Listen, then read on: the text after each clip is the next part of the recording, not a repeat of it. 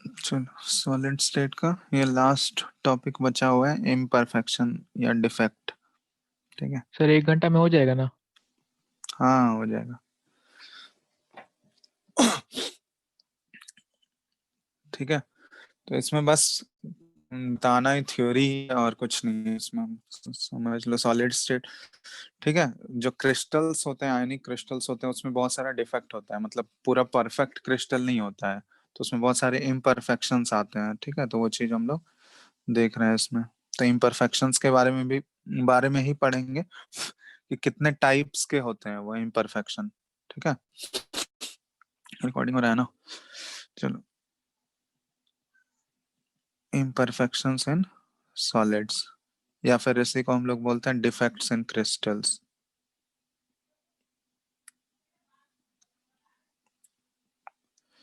तो ये जो इम्परफेक्शन या डिफेक्ट होता है, ठीक है, ये क्या हुआ कि एक्चुअली जो सॉलिड का अरेंजमेंट होता है या क्रिस्टल्स का अरेंजमेंट होगा, उसमें यूनिट सेल का जो अरेंजमेंट होता है वो पूरा ऑर्डर्ड अरेंजमेंट होता है। ठीक है। तो वहां पे कहीं इरेगुलरिटी अगर आ गया, वो ऑर्डर्ड स्ट्रक्चर में कहीं पे मान लो कुछ ऐसा इरेगुलरिटी आ गया, मतलब जिस पैटर्न पे चला आ रहा है वो पैटर्न डिस्टर्ब हो गया, तो उसी की वजह से वहां पे एक इरेगुलरिटी आ जाता है, जिसको हम लोग डिफेक्ट्स बोलते हैं या इम्परफेक्शन बोलते हैं। ठीक है। तो दो टाइप के क्रिस्टल डिफेक्ट्स होते हैं। इम्परफेक्शन का मतलब क्या हुआ? Irregularity in the arrangement. ठीक है, irregularity in the arrangement of constituent particles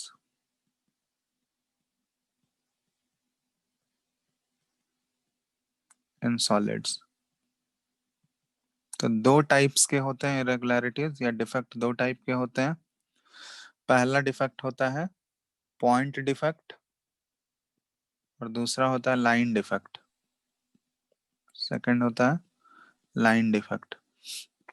तो पॉइंट डिफेक्ट और लाइन डिफेक्ट में ये नाम से ही पता चल रहा होगा। पॉइंट डिफेक्ट मतलब किसी एक एटम का पोजीशन पे डिफेक्ट आ रहा होगा। ठीक है। पॉइंट मतलब क्या हुआ कि किसी एक एटम के पोजीशन पे डिफेक्ट आ रहा होगा, या किसी दो एटम के पोजीशन पे डिफेक्ट आ रहा होगा। लेकिन लाइन डिफेक्ट का मतलब क्या हुआ कि इरेगुलरिटी जो होगा वो पूरे रो में ही हो जाएगा। जैसे मान लो किसी एक रो में ही पर्टिकुलर इरेगुलरिटी हो गया, पूरा रो का ही डिसऑर्डर्ड अरेंजमेंट हो गया, तो उसको हम लोग बोलते हैं लाइन डिफेक्ट। समझ में आ रहा है ना डिफरेंस? Yes sir. तो एंटायर रो में अगर इरेगुलरिटी होगा तो उसको हम लोग लाइन डिफेक्ट बोलते हैं। और पॉइंट डिफेक्ट मतलब किसी एक पर्टिकुलर पॉइंट पे अगर होगा, या किसी एक एटम की जगह पे इरेगुलरिटी हो रहा होगा, तो उसको पॉइंट डिफेक्ट बोला जाता है। तो ये है, दो टाइप्स के इरेगुलरिटी होते हैं, पॉइंट और लाइन। दोनों को हम लोग को मेनली पॉइंट के बारे में डिटेल में करना है। ठीक है, पॉइंट डिफेक्ट्स ही हम लोग को इसमें, ये देखो पॉइंट डिफेक्ट्स जो होते हैं ये थ्री टाइप्स के होते हैं पॉइंट डिफेक्ट्स। तो पहला हो गया स्टोक्योमेट्रिक डिफेक्ट्स।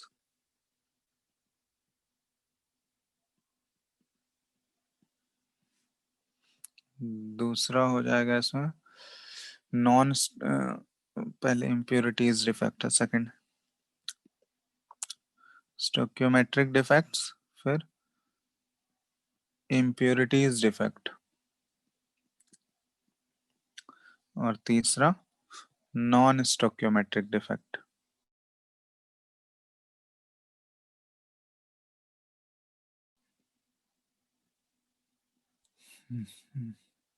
दिख रहा है स्क्रीन? Yes sir. रुको, पेंसिल डिस्चार्ज हो गया, एक मिनट रुको।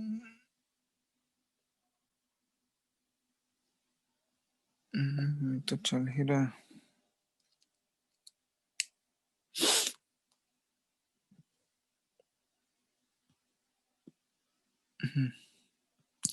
तो तीसरा हो गया नॉन स्टोक्योमेट्रिक डिफेक्ट्स। ये तीन अलग अलग टाइप्स के पॉइंट डिफेक्ट्स होते हैं, स्टोक्योमेट्रिक, इम्प्योरिटीज और नॉन स्टोक्योमेट्रिक। तो इन तीनों को हमको डिटेल में करना है, पॉइंट डिफेक्ट को, पॉइंट डिफेक्ट्स के कितने टाइप्स होते हैं और हर एक टाइप के भी कितने सब टाइप्स होते हैं, वो सारा चीज हम लोग को करना है। तो सबसे पहले हम लोग स्टार्ट कर रहे हैं स्टोक्योमेट्रिक डिफेक्ट्स के बारे में। तो स्टोक्योमेट्रिक डिफेक्ट्स ऐसा डिफेक्ट है, ठीक है, जिसमें कि कोई भी सॉलिड का स्टोक्योमेट्री डिस्टर्ब नहीं होता है। स्टोक्योमेट्री समझते हो, मतलब उसका कंपोजिशन, ठीक है। जैसे एटम के अंदर जो मान लो किसी मॉलिक्यूल है, तो मॉलिक्यूल के अंदर नंबर ऑफ एटम्स तो फिक्स रहते हैं ना। जैसे कोई भी आयनिक कंपाउंड है तो उसका फॉर्मूला जैसे MgCl2 है, तो MgCl2 का फॉर्मूला तो एक मैग्नीशियम का आयन होगा और 2 क्लोरीन के आयन्स होंगे, तो वो तो फिक्स रहेगा ना, वो थोड़ी चेंज होगा। वो चेंज हो सकता है क्या? वो चेंज नहीं होता है, ठीक है, वो फॉर्मूला तो उतना ही रहेगा। तो उस टाइप के डिफेक्ट को हम लोग बोलते हैं, मतलब जिस डिफेक्ट में स्टोक्योमेट्री सॉलिड का डिस्टर्ब नहीं हो रहा है, उस टाइप के डिफेक्ट को बोला जाता है स्टोक्योमेट्रिक डिफेक्ट्स। मतलब उसका ओरिजिनल जो कंपोजिशन है, नंबर ऑफ आयंस जितने भी रहेंगे उसमें, वो फिक्स रहेगा, वो चेंज नहीं होगा। नंबर ऑफ आयंस बोलने का मतलब ये हुआ कि फॉर्मूला, ठीक है, कि फॉर्मूला मतलब वहां पे फॉर्मूला में कोई भी डिस्टरबेंस नहीं आएगा। उसमें जो फॉर्मूला जैसे होता है किसी भी कंपाउंड का, आयनिक कंपाउंड का, कैटायंस और एनायंस का जो भी फॉर्मूला होगा वैलेंसी के हिसाब से, वो उसमें कोई डिस्टरबेंस नहीं होगा। तो उस टाइप के डिफेक्ट को बोला जाता है स्टोक्योमेट्रिक डिफेक्ट्स। मतलब यहाँ पे लिख लेना कि it does not, stoichiometric defect में which does not disturb the stoichiometry of solid. तो ये स्टोक्योमेट्री ऑफ सॉलिड को डिस्टर्ब नहीं करेगा, और इसलिए स्टोक्योमेट्री डिस्टर्ब नहीं होता है, इसलिए इसको इंट्रिंसिक इंट्रिंसिक डिफेक्ट भी बोला जाता है। इंट्रिंसिक डिफेक्ट्स, ठीक है। तो ये स्टोक्योमेट्रिक डिफेक्ट का दूसरा नेम है। तो स्टोक्योमेट्रिक डिफेक्ट्स जो होते हैं, बहुत सारे सब टाइप्स होते हैं इसके। पहला हो गया वैकेंसी डिफेक्ट, ठीक है, एक एक करके, बस छोटा छोटा चीज है, ज्यादा कुछ है नहीं इसमें, बस देख लो जल्दी जल्दी क्या है। दूसरा होता है इंटरस्टिशियल डिफेक्ट्स, क्योंकि इससे क्वेश्चन आता है इसलिए ये इम्पोर्टेंट है। तीसरा होता है फ्रैंकल डिफेक्ट, ठीक है, फ्रैंकल डिफेक्ट और स्कॉटकी डिफेक्ट ये दोनों बहुत ही इंपॉर्टेंट है। और ये चौथा है स्कॉटकी डिफेक्ट्स, ठीक है। तो ये सारे स्टोक्योमेट्रिक डिफेक्ट्स के टाइप्स हो गए, सब टाइप्स हैं। तो वैकेंसी डिफेक्ट, वैकेंसी डिफेक्ट जैसे नाम से पता चल रहा होगा, इसमें एनसीईआरटी में देखना, हम बता दे रहे हैं, डेफिनेशन लिखवा नहीं रहे हैं, क्योंकि डेफिनेशन एक, इसके लिए हम तुम लोग को एक नोट शेयर कर देंगे, ठीक है ना, जहाँ पे पूरा तुमको डेफिनेशन के साथ मिल जाएगा। समझ में आ रहा है? यहाँ पे लिखेंगे तो फिर टाइम लगेगा बहुत ज्यादा, ठीक है। Yes sir. सर इसमें हम स्टोकेमेट्रिक डिफेक्ट में सर बोल रहे कि स्टोकेमेट्री को डिस्टर्ब नहीं कर रहा है, तो फिर डिफेक्ट कहाँ पर आ रहा है? क्या बोल रहा हूँ? सर इसने बोला ना कि स्टोइकियोमेट्रिक डिफेक्ट में जो स्टोइकियोमेट्री को डिस्टर्ब नहीं करता है। हाँ, स्टोक्योमेट्री डिस्टर्ब नहीं हो रहा है। स्टोक्योमेट्री मतलब क्या हुआ कि जो फॉर्मूला है उसमें कुछ, फॉर्मूले में कोई इम्प्योरिटीज नहीं आ रहा है, मतलब ये समझ रहा हो ना, जिस आयन से मिलके वो बना हुआ है वो उसी आयन का रहेगा सॉलिड। ऐसा नहीं है कि उसमें दूसरा कोई आयन आ गया। ओह, समझ में आ रहा है? कहीं पर जैसे डिफेक्ट हो जाता है, कहीं ना कहीं पर हाँ, पॉइंट।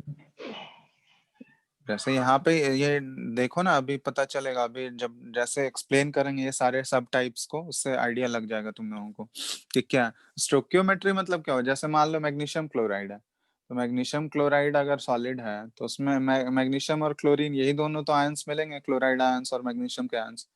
उसमें यस। कोई दूसरा आयन नहीं आ जाएगा। समझ में आया? हाँ। तो वो हुआ स्टोक्योमेट्रिक डिफरेंस, कि ओरिजिनल स्टोक्योमेट्री जो है सॉलिड का वो चेंज नहीं होगा।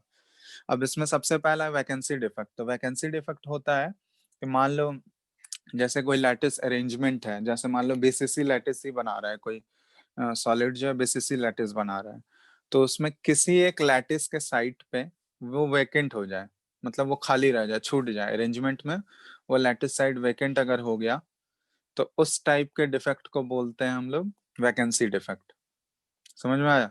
मतलब जैसे मान लो बीसीसी लैटिस में क्या होगा, एटम का पोजीशन कहाँ कहाँ होता है, सारे कॉर्नर पे होगा और एक बॉडी के सेंटर पे होगा।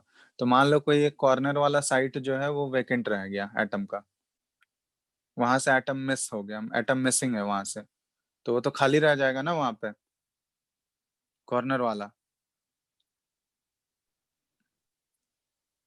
तो उसकी वजह से जो वो पोजीशन जो वेकेंट रहेगा, एटम वहां से निकल गया, ठीक है, तो वो साइट वेकेंट हो गया। तो साइट वेकेंट होने की वजह से जो डिफेक्ट अराइज होगा या वैकेंसी के कारण जो डिफेक्ट अराइज हो रहा है, उसको बोलते हैं हम लोग vacancy defect.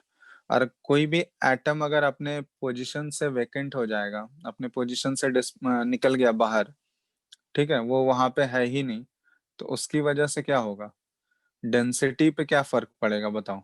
Density of the substance बढ़ेगा या घटेगा? अगर घटेगा। वैकेंसी बढ़ जाएगा, क्योंकि अगर मान लो किसी एक साइड से एटम मिस हो गया, तो इसका मतलब क्या हुआ, वहां पे वैकेंसी हो गया ना, तो वेकेंट हो गया तो उसका जेड इफेक्टिव तो घट जाएगा, इफेक्टिव नंबर ऑफ एटम्स वो तो डिक्रीज कर जाएगा ना। बात समझ में आ रहा है? Yes sir.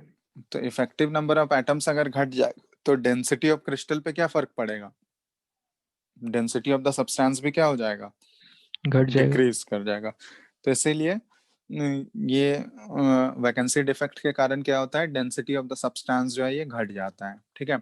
और वैकेंसी डिफेक्ट अराइज कैसे होगा, तो मान लो किसी सॉलिड क्रिस्टल को अगर हम लोग हीट कर दिए, हीट करने से क्या होता है कि मूवमेंट, मॉलिक्यूल्स अपने पोजीशन से डिस्प्लेस करते हैं या एटम्स अपने पोजीशन से डिस्प्लेस करते हैं, तो उसी के हीट करने पे क्या होगा कि कोई एक ऐसा साइट जो बहुत ज्यादा हीट हो गया, ठीक है, इम्प्रॉपर हीटिंग के कारण वो बहुत ज्यादा अगर हीट हो गया तो वहां से एटम जो है वो निकल जाता है, उससे बाहर निकल जाता है, तो जिसकी वजह से वहां पे एक साइट वेकेंट हो जाता है, तो इसको बोलते हैं वैकेंसी डिफेक्ट, ठीक है। Yes sir. Yes sir. चलो, नेक्स्ट है इंटरस्टिशियल डिफेक्ट। तो इंटरस्टिशियल डिफेक्ट जैसे देखो, मान लो बीसीसी वाला ही बात, ये वैकेंसी का जस्ट उल्टा है। इंटरस्टिशियल में क्या हुआ कि जो साइड्स, क्योंकि बीसीसी लैटिस में पूरा 100% तो ऑक्युपाई नहीं होता है, किसी भी यूनिट सेल में एटम्स 100% ऑक्युपाई करता है क्या? बीसीसी में पैकिंग एफिशिएंसी कितना था, 68% था, याद है या नहीं? Yes sir.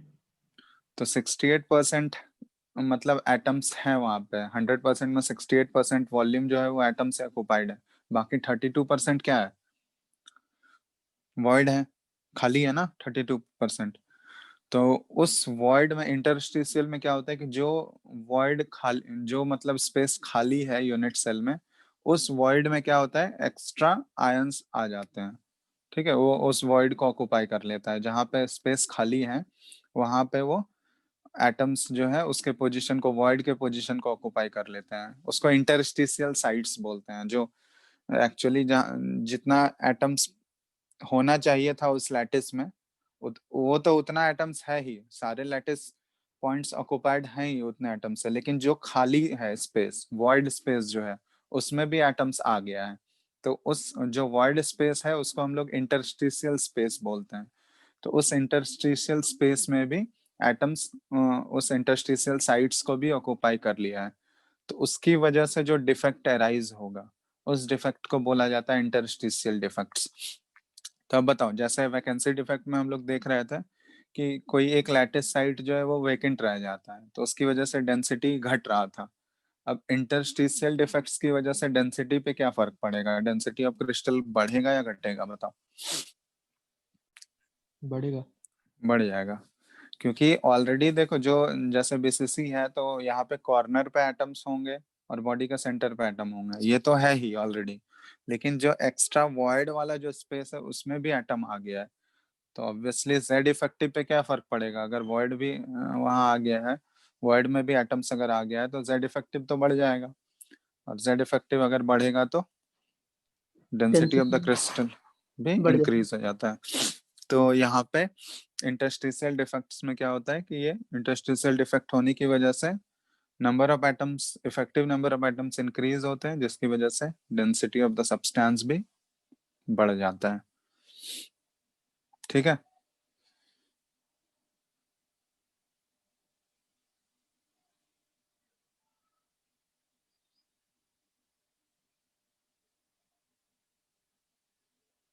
नेक्स्ट है थर्ड, फ्रेंकल डिफेक्ट। तो ये फ्रेंकल डिफेक्ट और स्कॉटकी डिफेक्ट ये जनरली आयनिक कंपाउंड्स में हम लोग देखते हैं, ठीक है। जनरली आयनिक कंपाउंड्स में, आयनिक सॉलिड्स में ये पाए जाते हैं। तो फ्रेंकल डिफेक्ट जो है ना, एक टाइप का वैकेंसी डिफेक्ट ही है, ठीक है। ये दोनों इंपॉर्टेंट है। फ्रेंकल डिफेक्ट जो है एक टाइप का वैकेंसी डिफेक्ट है, ठीक है। कैसे, मतलब जैसे आयनिक कंपाउंड वैकेंसी डिफेक्ट में क्या देखे थे हम लोग, क्या देखे थे वैकेंसी डिफेक्ट में, बताओ। सर उसमें देख के इसमें डेंसिटी घट जा रहा था, क्योंकि कोई एक एटम घट जा रहा था वहां पर, वैकेंसी हाँ क्रिएट हो कोई, रहा हाँ था। तो उसी के जैसा है, मतलब उसी के टाइप का है, बल्कि एग्जैक्टली सेम नहीं है। फ्रेंकल डिफेक्ट में होता क्या है कि it is a type of vacancy defect. तो इसमें क्या है, जैसे मान लो कोई आयनिक कंपाउंड है, तो आयनिक कंपाउंड आयंस अरेंज्ड होंगे लैटिस साइड्स पे, मतलब जैसे मान जनरली बोलते हैं हम लोग कि एनायन जो बड़ा साइज का आयन है वो लैटिस बनाता है, और जो छोटा साइज का आयन है वो वॉइड्स ऑक्युपाई करता है। ये बताया ना जनरली, कि एनायंस लैटिस बनाएगा और कैटायंस जो है वॉइड बनाता है, वॉइड में स्पेस ऑक्युपाई करता है। तो फ्रेंकल डिफेक्ट में क्या होता है कि कोई भी आयनिक कंपाउंड में जैसे कुछ आयंस जो हैं, जनरली स्मॉलर साइज वाले आयंस, मतलब कैटायंस ही अपने ओरिजिनल साइड से डिसलोकेट हो जाते हैं, ठीक है। मतलब जहां पे उसका पोजीशन होना चाहिए वो अपने पोजीशन से डिसलोकेट हो जाते हैं, और डिसलोकेट होने की वजह से वो दूसरे साइड पे चला जाता है, ऐसा नहीं कि उससे बाहर निकल गया, ठीक है। तो सर तो उसमें डेंसिटी क्या सेम रह जाएगा? हाँ, तो वही चीज बता रहे थे कि यहाँ पे एटम, ये आयंस जो है अपने पोजीशन को छोड़ता है, अपने पोजीशन से हट के वो दूसरे जगह पे चला गया है। तो उसका जहाँ पे एग्जैक्ट पोजीशन होना चाहिए वो उस जगह पे नहीं प्रेजेंट है, वो दूसरे जगह डिसलोकेट हो गया है अपने पोजीशन से। तो इससे क्या होता है कि ये एक टाइप का, वहां पे तो वैकेंसी क्रिएट हुआ, बट वो एटम या आयन जो है वो वहां से बाहर नहीं निकला है उस क्रिस्टल से। तो इसका मतलब डेंसिटी पे कोई फर्क पड़ेगा क्या इसमें, बताओ। No sir. Density of the substance ना तो ये बढ़ेगा ना ही घटेगा, जितना था उतना ही रह जाएगा। समझ में आ रहा है, क्योंकि कैटायंस और एनायंस के नंबर तो उतने ही है अभी, भले ही वो अपना पोजीशन से डिसलोकेट हो गया है, बट उस क्रिस्टल से वो बाहर नहीं निकला है, ठीक है। तो जितने नंबर ऑफ कैटायंस पहले थे और एनायंस जितना पहले था उतना ही बाद में भी है, बट अपने पोजीशन से डिसलोकेट होने की वजह से वहां पे एक डिफेक्ट क्रिएट हुआ है, और उस टाइप के डिफेक्ट को बोलते हैं हम लोग, कौन सा डिफेक्ट बोलते हैं, फ्रेंकल डिफेक्ट, ठीक है। और फ्रेंकल डिफेक्ट की वजह से डेंसिटी ऑफ द सब्सटेंस पे कोई भी फर्क नहीं पड़ता है। तो जनरली देखो यहाँ पे फ्रेंकल डिफेक्ट किस टाइप के आयनिक कंपाउंड में ज्यादा पाया जाता है, अ, वैसे आयनिक कंपाउंड में ये ज्यादा पाया जाएगा जिसमें कैटायंस और एनायंस के बीच का जो डिफरेंस है, साइज का डिफरेंस वो ज्यादा है, ठीक है। मतलब वैसे उस टाइप के आयनिक कंपाउंड में फ्रेंकल डिफेक्ट ज्यादा पाया जाएगा जहां पे लार्ज डिफरेंस है किसके किसके बीच में, कैटायंस और एनायंस के साइज के बीच में। तो जैसे एग्जांपल हो गया फ्रेंकल डिफेक्ट जो है, ये कहाँ कहाँ पाया जाएगा, जैसे जिंक सल्फाइड हो गया, ZnS में फ्रेंकल डिफेक्ट होता है। जिंक Zn2+ और सल्फाइड S2-, इन दोनों के बीच में बहुत ज्यादा डिफरेंस होता है इनके कैटायन और एनायन के बीच में, ठीक है। तो ये फ्रेंकल डिफेक्ट हो गया। AgCl हो गया, AgBr हो गया, AgI हो गया। तो ये सारे कंपाउंड हैं जिसमें कि फ्रेंकल डिफेक्ट्स पाया जाता है। फ्रेंकल डिफेक्ट की वजह से डेंसिटी पे कोई फर्क पड़ेगा क्या, डेंसिटी ऑफ द सब्सटेंस पे नो सर। नहीं पड़ेगा, डेंसिटी ऑफ द सब्सटेंस जो है वो कांस्टेंट रहेगा। चलो नेक्स्ट है, देखो स्कॉटकी डिफेक्ट। स्कॉटकी डिफेक्ट क्या है,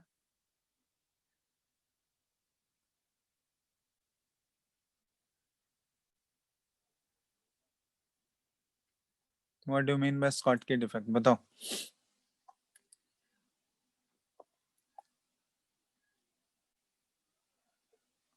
तो ये जो है ना, ये बेसिकली जो है स्कॉटकी डिफेक्ट बेसिकली एक वैकेंसी डिफेक्ट ही है, आयनिक सॉलिड में ये वैकेंसी डिफेक्ट है। समझ में आ रहा है? तो जैसे वैकेंसी डिफेक्ट में क्या हो रहा था कि वहां पे एटम्स जो है अपनी पोजीशन को छोड़ के बाहर निकल गया। फ्रैंकल डिफेक्ट में अपनी पोजीशन से डिसलोकेट हुआ, लेकिन वो उस क्रिस्टल से बाहर नहीं निकला है, इसलिए डेंसिटी पे कोई फर्क नहीं पड़ता है। लेकिन स्कॉटकी डिफेक्ट में क्या होता है, it is basically A vacancy defect in ionic solid. तो इसमें क्या होता है कि जैसे मान लो केटायन जो है अपने पोजीशन से डिसलोकेट होके वो उस क्रिस्टल से बाहर निकल जाता है। तो केटायन अगर उस क्रिस्टल से बाहर निकल गया, तो जितना नंबर ऑफ केटायंस बाहर निकला है ना, ठीक उतना ही नंबर ऑफ एनायंस भी बाहर निकल जाता है, ताकि इलेक्ट्रिकल न्यूट्रलिटी मेंटेन रहे। बात समझ में आया? मतलब जैसे मान लो NaCl वाला क्रिस्टल है, NaCl है, तो मान लो एक Na+ जो है अपने पोजीशन से उस आयनिक सॉलिड से या फिर उस यूनिट सेल से बाहर निकल गया, Na+ बाहर चला गया निकल के। तो अब क्या, अगर Na+ एक बाहर निकल गया, तो अब वो क्रिस्टल जो है वो न्यूट्रल रहेगा क्या? बताओ तो।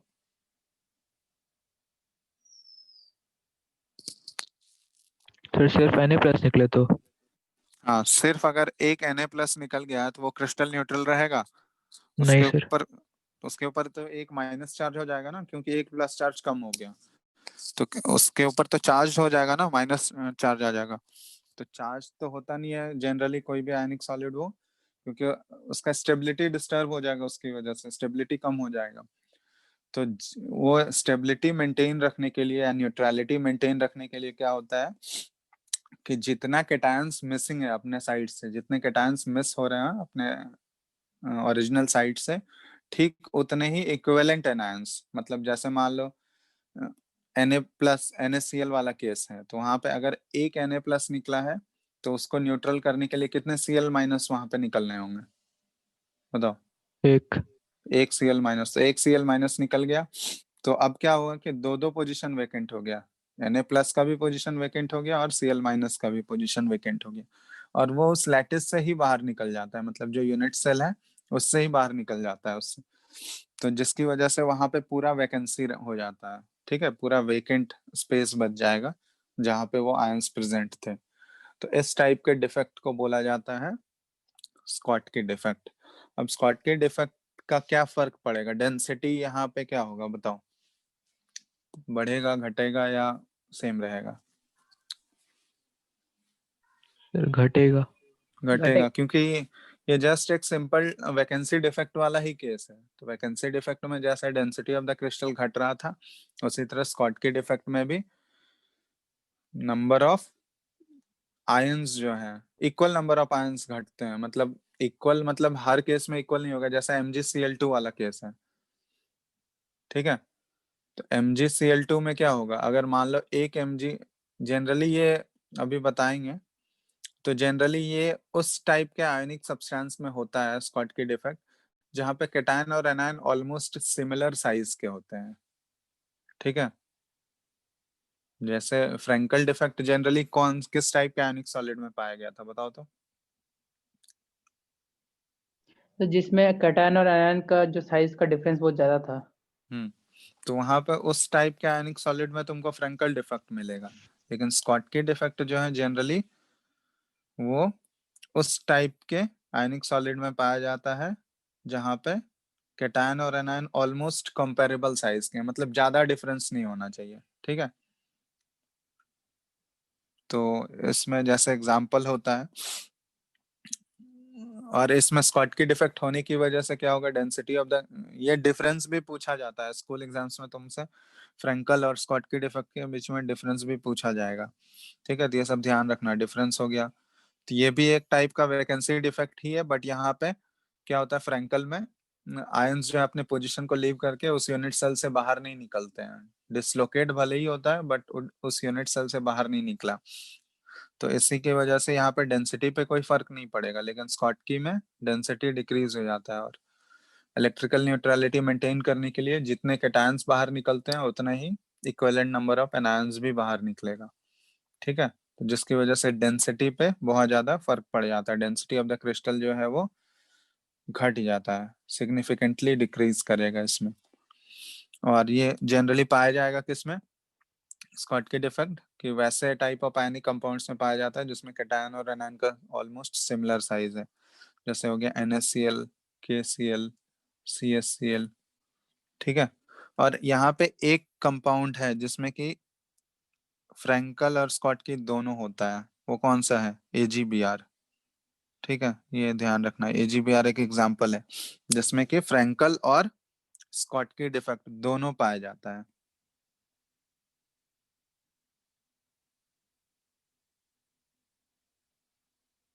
ठीक है, ये एक एग्जाम्पल है। ये भी पूछा जाता है कि कौन सा कंपाउंड है जिसमें कि फ्रैंकल और स्कॉटकी डिफेक्ट दोनों ऑब्जर्व किया गया है। सर तो तो ये है। इसमें डिफरेंस ज्यादा है ना, जो कैटायन और एनायन के बीच का। हम्म। सर इसमें कैटायन और एनायन के बीच का डिफरेंस ज्यादा ज्यादा है या फिर कम है? एक्चुअली यहाँ पे क्या होता है ना कि स्कॉटकी डिफेक्ट इसमें इसलिए पाया जाता है AgBr क्योंकि इनसॉल्युबल है, ठीक है। AgBr इनसॉल्युबल है तो इसमें प्रेसिपिटेशन होता है, मतलब जब प्रेसिपिटेट फॉर्म करेगा ये, तो उसमें हाँ। Ag प्लस और Br माइनस दोनों आ जाता है, ठीक है। तो इसी की वजह से यहाँ पे स्कॉटकी डिफेक्ट अगर निकलेगा प्रेसिपिटेट बनाने के लिए तो दोनों का रिक्वायरमेंट होगा ना, Ag प्लस का भी रिक्वायरमेंट होगा और Br माइनस का भी रिक्वायरमेंट होगा। तो अगर Ag प्लस निकल रहा है तो Br माइनस भी उसके साथ निकल जाता है, तो जिसकी वजह से ये स्कॉटकी डिफेक्ट वाला केस हो गया, है ना। प्रेसिपिटेशन की वजह से ये स्कॉटकी डिफेक्ट शो करता है।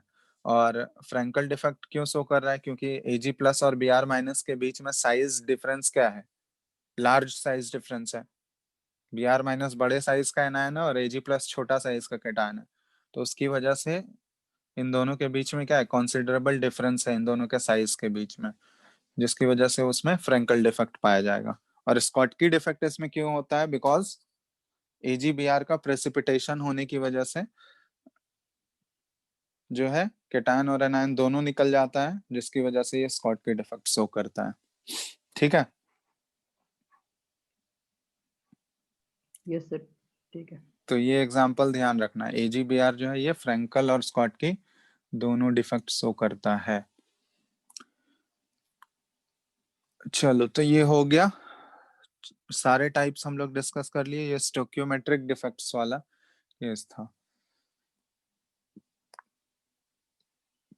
नेक्स्ट जो है सेकंड कौन सा है पॉइंट डिफेक्ट में, सेकंड टाइप कौन सा था, इम्प्योरिटीज डिफेक्ट। चलो नेक्स्ट है इम्प्योरिटीज डिफेक्ट।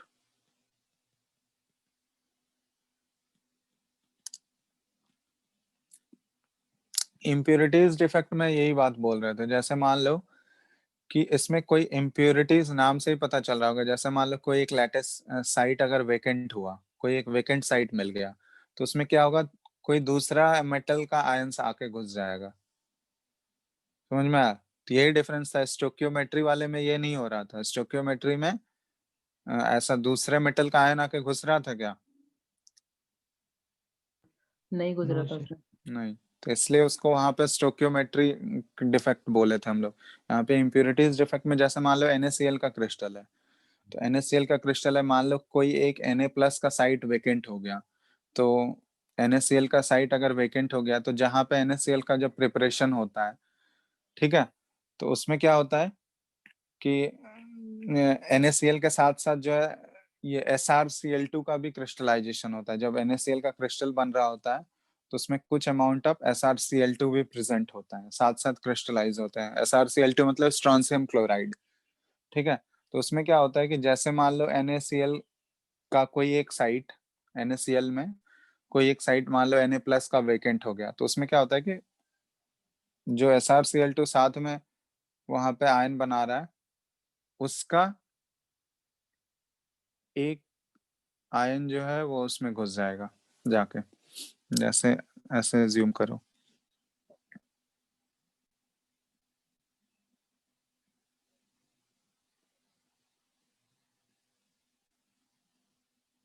ठीक है। यहाँ पे ये Na प्लस है, ये Cl माइनस है, सर मतलब है ना। पहले वैकेंसी क्रिएट होगा फिर उसमें कुछ दूसरा आइटम घुस जाएगा। हाँ, दूसरा आयन आ जाएगा, तो वैकेंसी क्रिएट होगा तभी तो दूसरा आयन आएगा ना, बिना वैकेंसी का नहीं आएगा ना। तो जैसे मान लो ये वेकेंट साइट है, तो यहाँ पे Sr2+ आ गया। ठीक है, ये वैकेंट साइड था, यहाँ पे Sr2+ Na+ है, इसी तरह से है यहाँ पे। अरे ये बड़ा कर देते हैं, थोड़ा दिख नहीं रहा।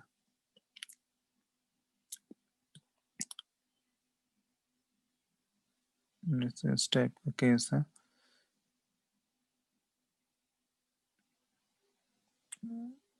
Na+ Cl- Na+, ठीक है, यहाँ पे Cl-, मान लो ये एक वैकेंट साइट है, ये Cl- हो गया,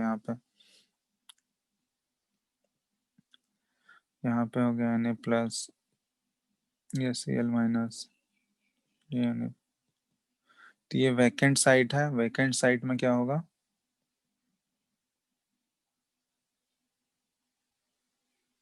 ये Sr2+ आया। तो Sr2 यहाँ पे देखो ऐसे होता है कि दो Sr2+ जो है वो कितने Na+ को रिप्लेस करेगा, क्योंकि Sr के ऊपर तो 2 प्लस चार्ज है, तो 2 प्लस चार्ज है, तो इलेक्ट्रिकल न्यूट्रलिटी भी मेंटेन रहना चाहिए उस क्रिस्टल का। ऐसा नहीं कि उस क्रिस्टल के ऊपर कोई चार्ज आ गया। तो इलेक्ट्रिकल न्यूट्रलिटी मेंटेन करने के लिए अगर 2 Na+ निकलेगा, तभी तो उसको एक Sr2+ का आयन रिप्लेस कर पाएगा। तो सर बात एक समझ जगह में आ रहा है? वैकेंसी क्रिएट हो जाएगा ना हम्म, सर, एक जगह पे तो वैकेंसी क्रिएट हो जाएगा। क्या चीज? तो इसमें सर एक Sr2+ आया तो फिर 2 Na+ बाहर जाएगा, हाँ, 2 Na+ बाहर जाएगा। तो एक जगह तो वैकेंसी क्रिएट हो गया ना। हाँ, एक जगह वैकेंट वैकेंट साइट रह जाएगा। तो जैसे ये मान लो यहाँ पे Sr2+ आ गया, ठीक है, और ये वाला साइट क्या हो गया, 2 Na+ बाहर निकल गया, तो ये वाला साइट क्या बच गया, अब यहाँ पे वेकेंट साइट बच गया। तो डेंसिटी घट सकता है। हाँ, डेंसिटी वो सर घट सकता है तो इसमें।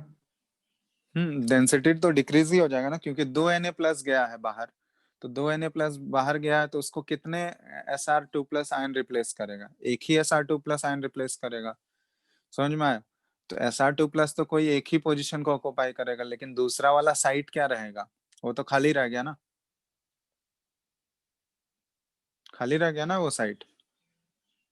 Yes sir. बोलो। सर तो इसलिए इस टाइप के हम लोग वैकेंसी, इससे क्या होगा, डेंसिटी पे भी फर्क पड़ेगा, density of the crystal decrease करेगा। और इस टाइप के डिफेक्ट को बोला जाता है, ये कौन सा डिफेक्ट हो गया, इम्प्योरिटीज डिफेक्ट। ठीक है, यहाँ पे कोई दूसरे मेटल का आयन आके किसी आयनिक सॉलिड के क्रिस्टल में एंटर कर जाता है, उसके साइट को ऑक्युपाई कर लेता है। तो इसको बोलते हैं हम लोग इम्प्योरिटीज डिफेक्ट। ठीक है, यस तो ये sir. Second type of point defect हो गया, इम्प्योरिटीज डिफेक्ट। इसमें तीसरा जो है नॉन स्टोक्योमेट्रिक डिफेक्ट।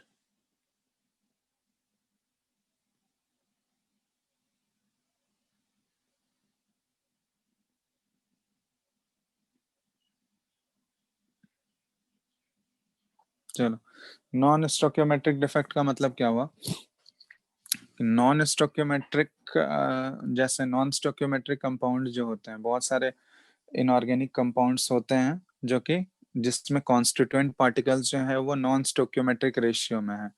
ठीक है, नॉन स्टोक्योमेट्रिक रेशियो का मतलब समझते हो? हम्म, यस सर। सर इसमें क्या? फॉर्मूला ही चेंज हो सकता है। नॉन स्टोक्योमेट्रिक रेशियो का मतलब क्या होता है? मोल मोल एनालिसिस में किए थे मतलब।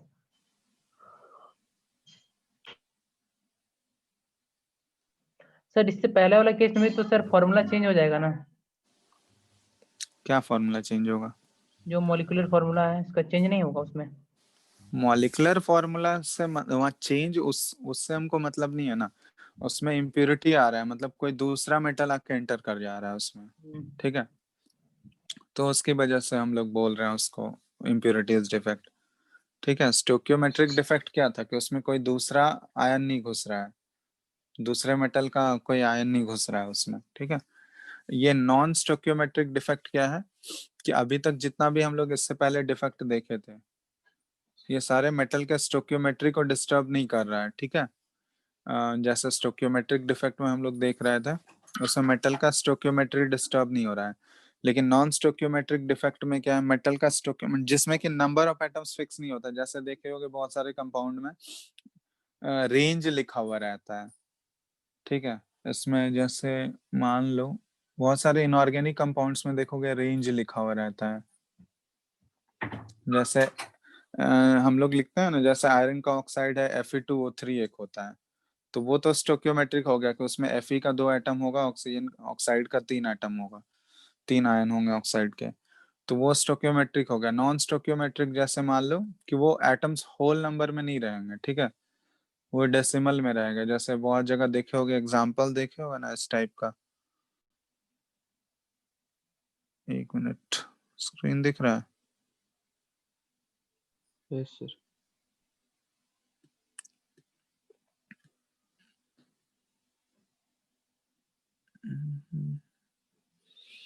कहाँ चला गया, रुको एक मिनट।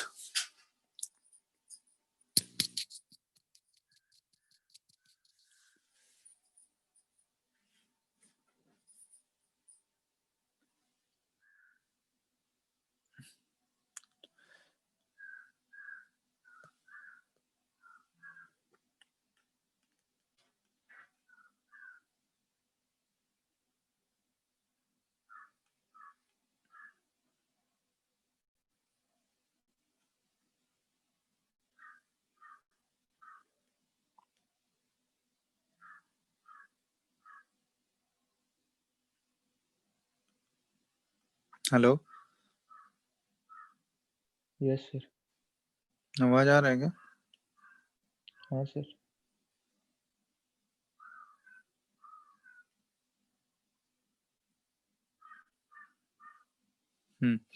तो नॉन स्टोकियोमेट्रिक हम लोग बात कर रहे थे।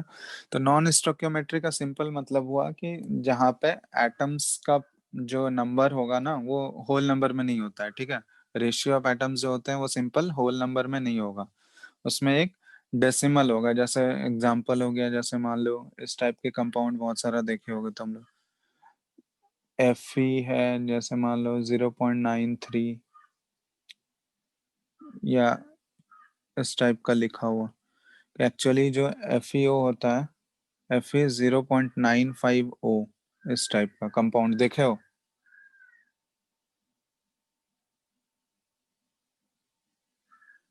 ऐसा लिखा हुआ कहीं देखे हो इस टाइप के कंपाउंड? नहीं दिखे थे शायद, ये तो देखिए। इस टाइप के कंपाउंड को जनरली ऐसा हम लोग ते नहीं, क्योंकि हम लोग मोस्टली स्टोकियोमेट्रिक कंपाउंड्स के बारे में डील करते हैं, ठीक है। तो इसमें क्या होता है, ये एक्चुअली एक एवरेज निकाला गया है। इसमें Fe का जो परसेंटेज होता है ना, ये जनरली वैरी करता है 0.93O से 0.96O के बीच, ठीक है। तो ये है, इस टाइप के कंपाउंड्स को हम लोग नॉन स्टोकियोमेट्रिक कंपाउंड्स बोलते हैं, जहाँ पे कि एटम्स का नंबर जो है ना वो फिक्स नहीं है, वो वेरी कर रहा है, ठीक है। रेंज एक रेंज ऑफ वैल्यूज है, उसके बीच में लाई कर रहा है, और वहां पे कोई फिक्स्ड नंबर ऑफ एटम्स नहीं है, ठीक है, वो वेरी कर सकता है। तो इस टाइप के कंपाउंड्स को हम लोग नॉन स्टोकियोमेट्रिक कंपाउंड्स बोलते हैं, ठीक है। Yes sir. तो यही है नॉन स्टोकियोमेट्रिक कंपाउंड्स। तो नॉन स्टोकियोमेट्रिक डिफेक्ट भी इसी टाइप का है कुछ। तो नॉन स्टोकियोमेट्रिक डिफेक्ट जो है दो टाइप्स का होता है, 2 टाइप्स हैं इसके। पहला टाइप है इसमें फर्स्ट, मेटल एक्सेस डिफेक्ट। दूसरा है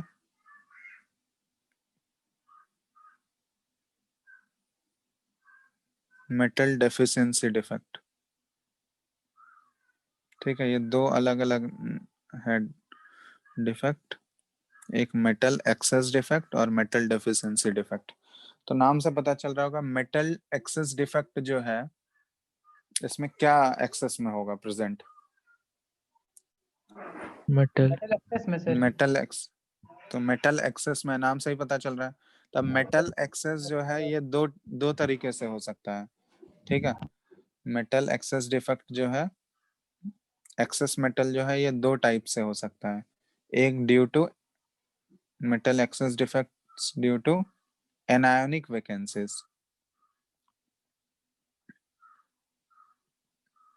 ठीक है, तो या तो वो एनायनिक वैकेंसीज के वजह से, मतलब मान लो मेटल है तो मेटल जनरली कैटायन के फॉर्म में ही होगा ना, तो एनायनिक वैकेंसी अगर क्रिएट हो गया तो एनायन ही अगर उससे निकल गया, तो एनायन के जगह पे अगर वेकेंट साइट होगा तो ऑब्वियसली कौन सा कैटायन एक्सेस में होगा, तो कैटायन एक्सेस में होगा तो कैटायन आ कहाँ से रहा है, मेटल से ही आ रहा है ना, तो इसलिए इसको बोलते हैं हम लोग मेटल एक्सेस डिफेक्ट। तो इस टाइप के डिफेक्ट में क्या होता है कि this type of defect is seen because of missing of anions from there regular site. नाम से ही पता चल रहा है कि मेटल एक्सेस में है ड्यू टू एनायनिक वैकेंसीज, तो एनायन का जहाँ पे साइट होना चाहिए था, एनायन का जहाँ पे एग्जैक्ट उसका पोजीशन होता है, लैटिस पॉइंट, वो वहां से निकल जाता है। ठीक है, वो उस अपने पोजीशन से डिसलोकेट होके निकल जाता है।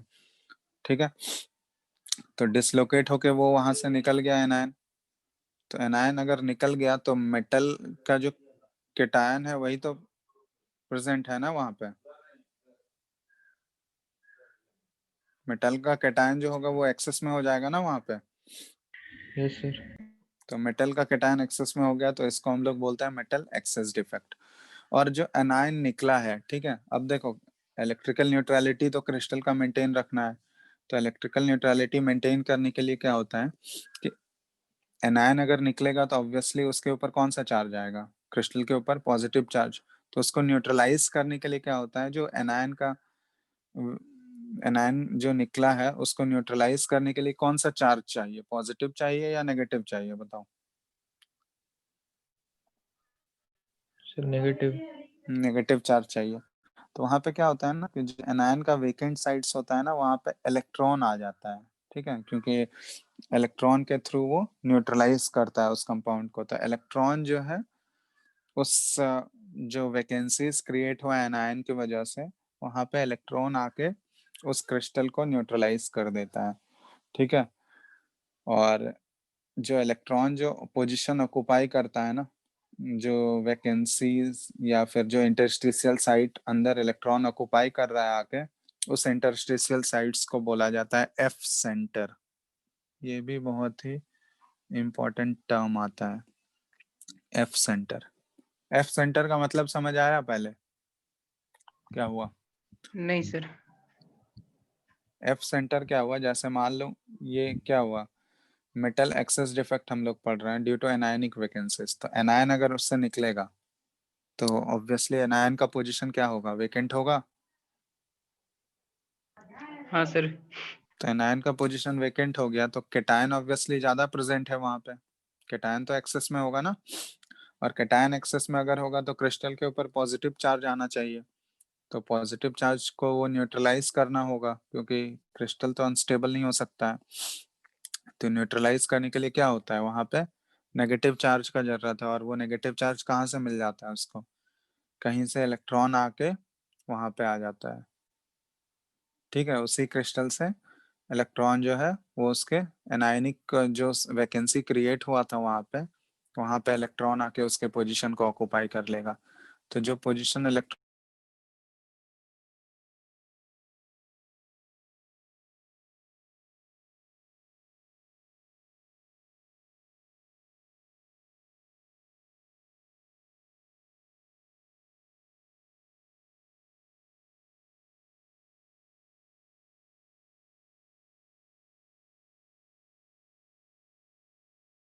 सर आवाज नहीं आ रहा है।